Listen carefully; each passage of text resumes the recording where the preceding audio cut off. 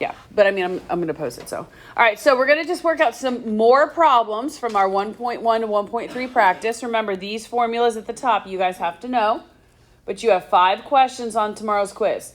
I will post all of these answers in just a minute so you guys have them to look at. But let's look at number 4. All right, let's do number 4 together. Number 4 is asking for the distance and the midpoint.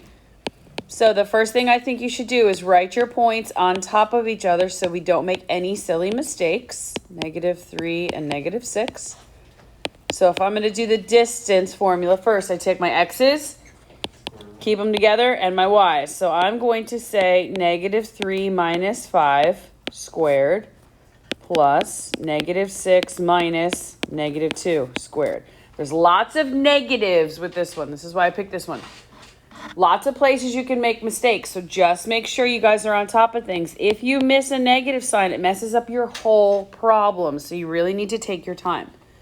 But -3 minus 5 is going to give me -8 squared plus -6 minus a -2, that's going to give me -6 plus 2. So I have -4 squared.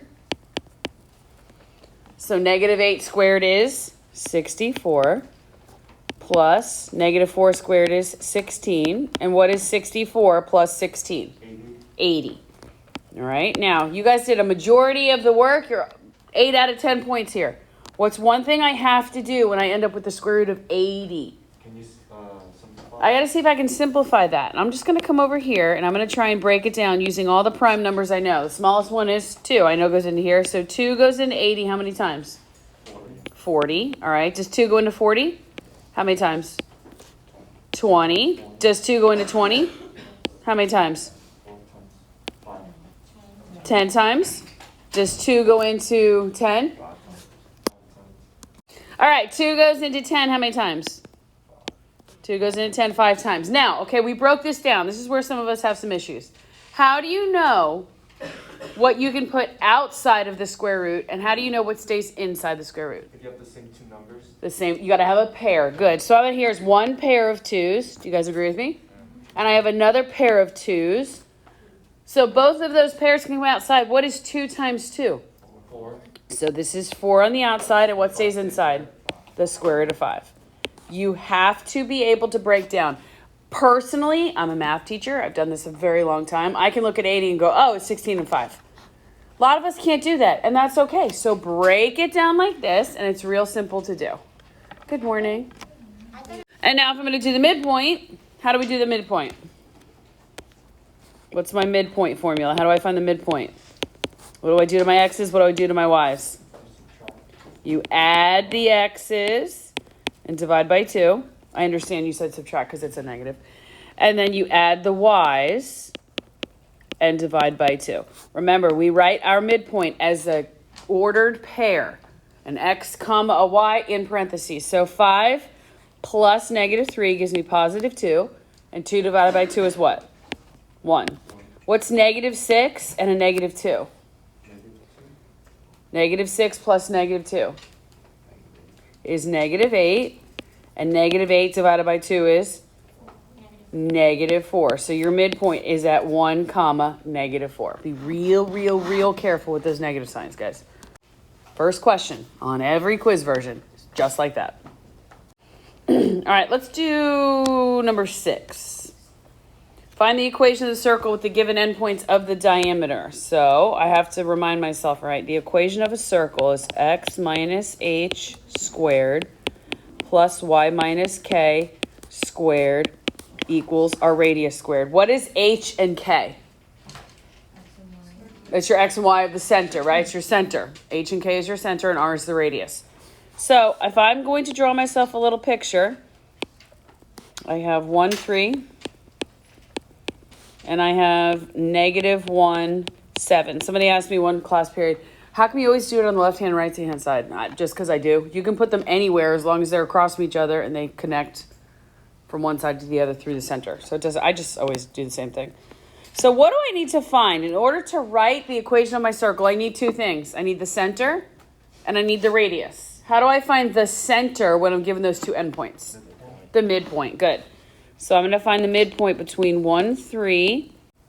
All right. So negative 1, 7, right? I have it correct? Okay, so I take my x's, 1 plus negative 1 divided by 2, and then 3 plus 7 divided by 2. What's 1 plus negative 1? 0. Guys, what's 0 divided by 2? 0. That's okay. That's a good, we like those, we like that. What is 3 plus 7? 10, and 10 divided by 2 is 5. So the middle or center of my circle is at 0, 5. This is my H, this is my K. So now I need to find the radius. Well, I need to find the distance from the center to one of the endpoints of the diameter. Which one should we use? I'm going to use 1 and 3. And what formula am I going to use, Joseph? The distance. But 1 and 3 I'm going to use because they're both positive. Yes, ma'am? I was going to ask why you Yep. I use 1 and 3 because they're both positive. Then I don't have to worry about minus and negative and all that good stuff. Is it 5 to use negative? Of course. You can use either one. So I have 0, 5, and 1, 3. We're now going to find the radius. How far is it from the center to one of the endpoints of the diameter? So x's are together and our y's are together. So I have 0 minus 1 squared plus 5 minus 3 squared. Everybody with me?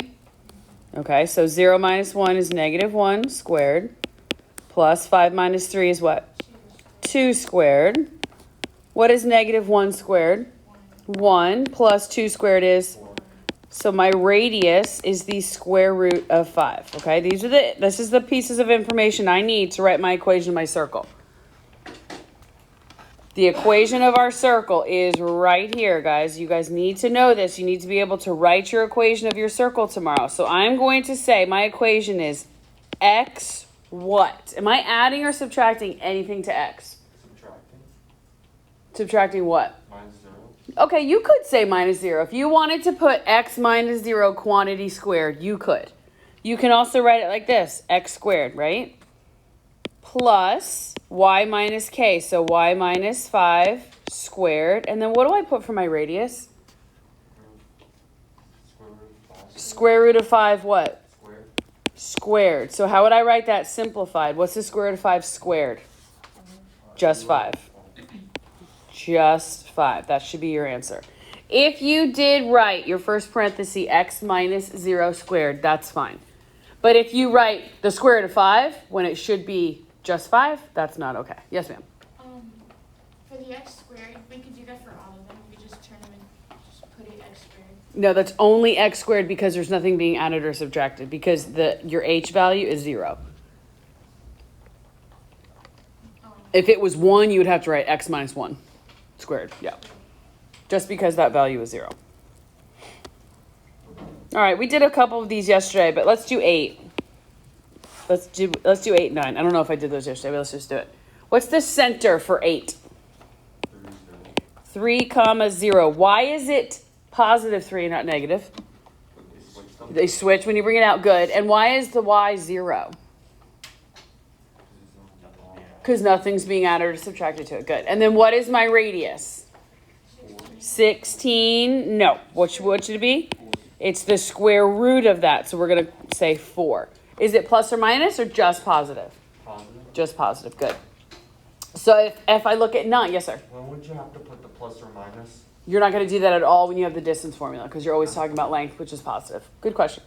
All right, look at 9. And that's the same thing with midpoint? Yep. Look at 9. What's my center for 9? 0 and what? Positive 2. Good. What's my radius, guys? The square root of 40. I'm so glad you guys said 20. I get that answer all the time. Let's talk about breaking down 40. No, it happens all the time. That's good. I'm glad you did it. Look, let's take 40. Because some of us are going to say, I see 8 and 5. I see 4 and 10. Well, let's break it down like we just did 80. 2 goes into 40 how many times? 20. 2 goes into 20 how many times? 10. 2 goes into 10 how many times? 5, right? So if we're going to break this down, we take out pairs. I have 1 pair of 2s, correct?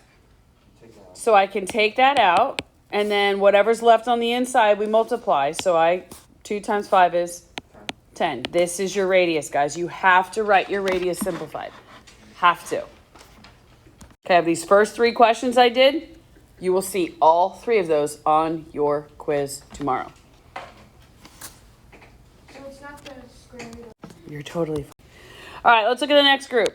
Again, I told you yesterday, you're not going to have any that look exactly like 12, 13, 14, 15. Those are just to get you to think. Parallel lines have the same slope.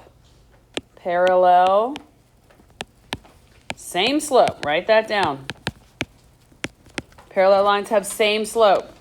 Perpendicular. What do I know about perpendicular lines? Like a 90-degree angle. Opposite sign and reciprocal slopes. They do meet at a 90-degree angle. That's why their slopes are opposite reciprocals of each other. So let's do 17. Okay, this question is giving you 2 points. They want you to find the slope. Then they are giving you a point that they want you to write an equation line that is both parallel and perpendicular. On your quiz tomorrow, it will not be both parallel and. It'll be one or the other. But I just did both of them so you guys could see. So let's find the slope first between C and D. So my slope formula is y2 minus y1 over x2 minus x1. I tell you guys 100,000 times, I think it's best if you write the points on top of each other. You won't make silly mistakes, or you're less likely to make silly mistakes with signs and stuff like that.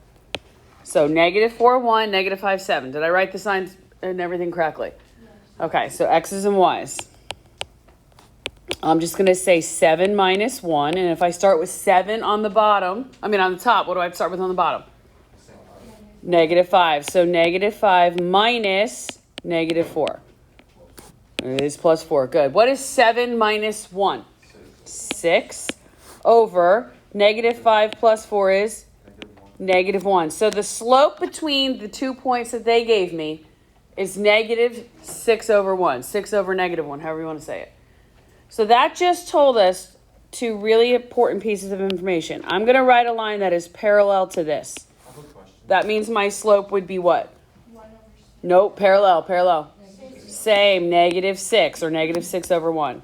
And it's going to go through the point. One sec, Joseph. It's going to go through the point 2/7, comma, negative 1.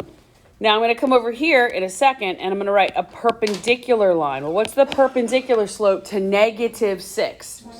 Positive 1 over 6. Good. You have to switch the sign and flip the fraction. So it's going to go through the point 2/7 and negative 1. Joseph, what was your question?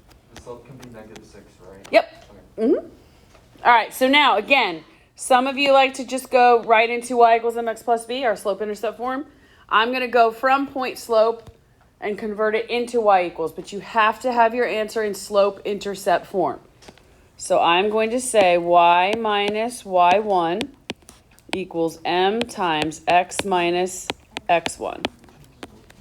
This is y equals mx plus b. This is my x and this is my y. Slope-intercept is y equals mx plus b.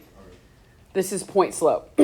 So I'm going to say, all right, y, what's the y value that they gave me?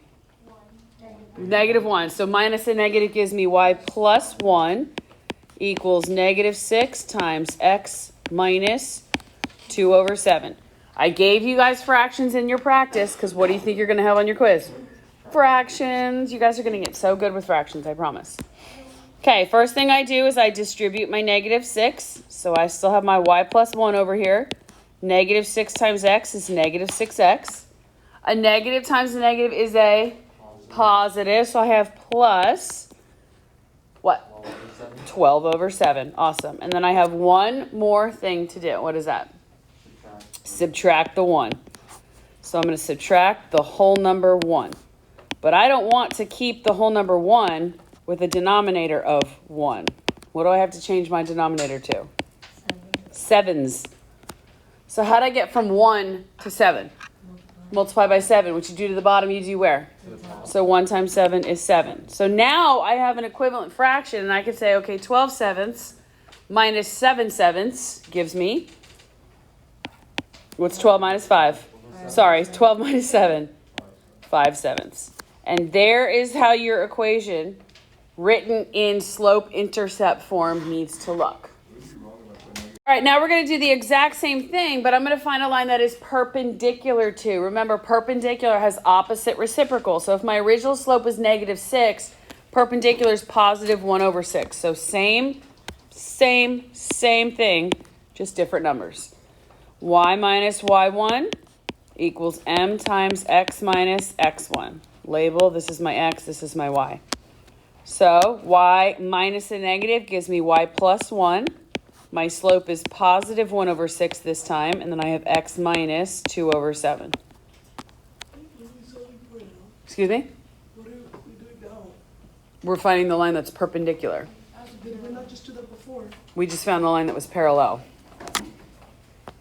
That's why we're doing both of them. So tomorrow when it says, hey, Issa, you write one that's parallel, and Riley, you write one that's perpendicular.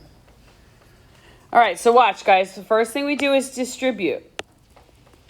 Okay, so y plus 1 equals 1 over 6x. When I multiply this through, I get negative 2 over 42.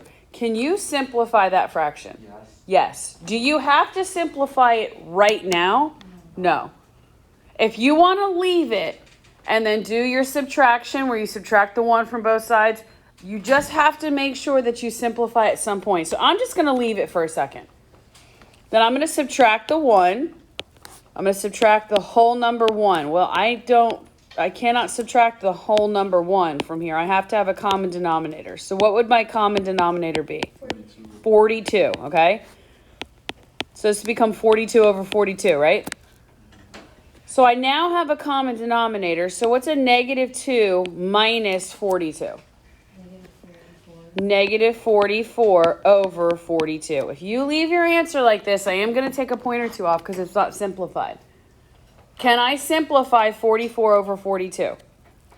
Yes. If I divide the top and bottom by 2, what do I get? 22 over 21.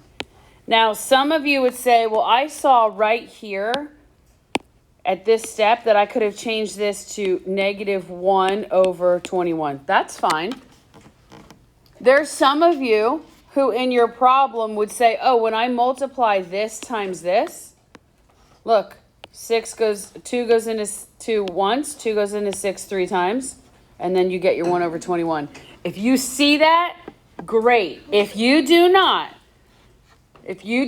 you just go through the whole problem, and then at the end, my dear, you can simplify that, okay? That's fine. As long as when you circle your answer and go on to the next one, you simplify. Now, at this point, guys, we have done 4 out of the 5 questions that are going to be on your quiz tomorrow. We have one more type that we're going to do, and it's finding our intercepts. So let's do this last one. All right, let's think about intercepts. I'll do 2 of these with you. I'll do 21 and 22. When you find your intercepts, you're plugging in 0 for x to find y. You plug in 0 for y to find x. So I look here and I'm going to say, okay, I'm going to plug in 0. I'll start with x. I'm going to plug in 0 for x to find my y. Yes? I think you gotta move it over first. Yeah. You can. The reason, I understand what you're saying. Do you see how this is a quadratic, so it has x squared and x? That's when you have to just go right, you need y by itself. Here, since it's not the same variable but different degrees, you know what I mean by x squared and x, then you can just solve from there. But if you wanted to move it over, you absolutely could. So 0 squared is what? Times 9. So then I have 8y squared equals 64. I want to get y by itself. So what do I do? Okay, divide by 8. Great.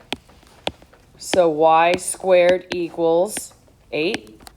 Am I talking about distance or length right now? No, we're just solving an equation.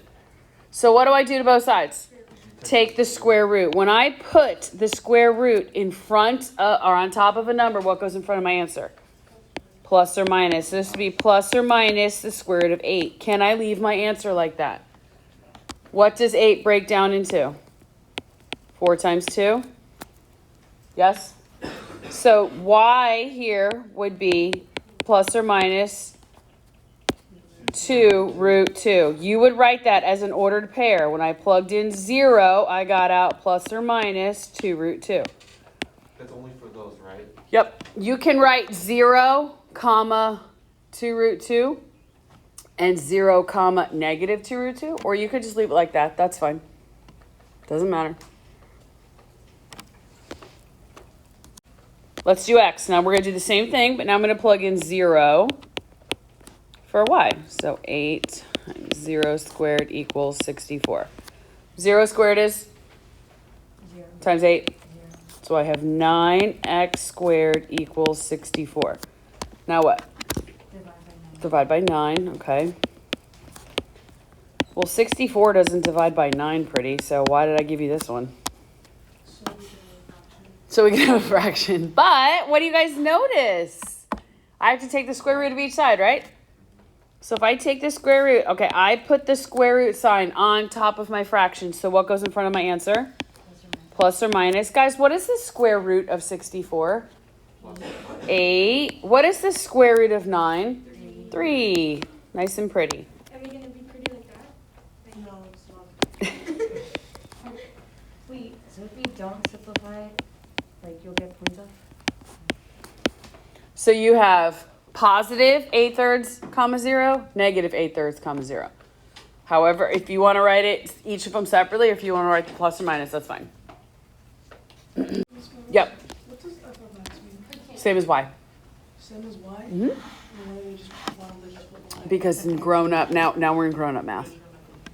So it's a function. It's a function. Instead of saying y, you're saying that it's a function of x. It's just me. Cross it out and put a y. It's just me. Cross it out and put a y if that makes you feel better. Look at 22.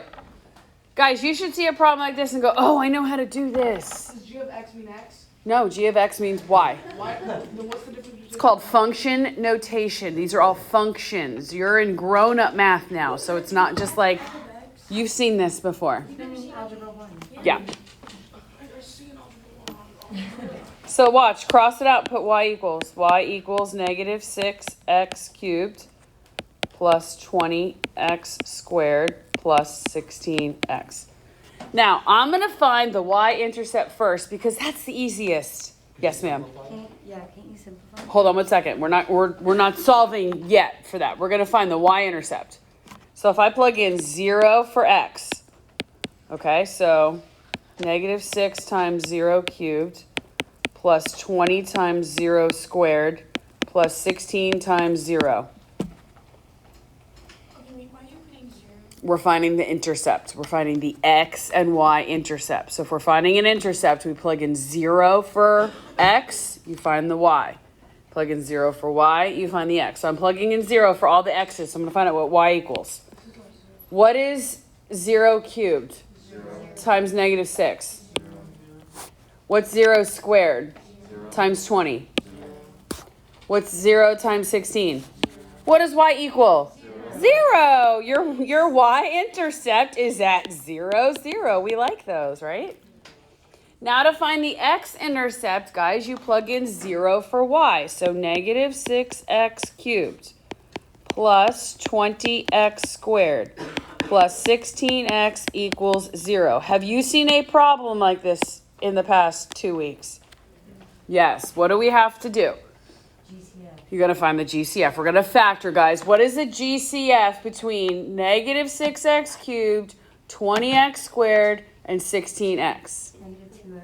I agree with 2. I agree with x. But we lead with a... Negative. So take out... Good. So I'm going to take out a negative 2x. Perfect. Good job, guys.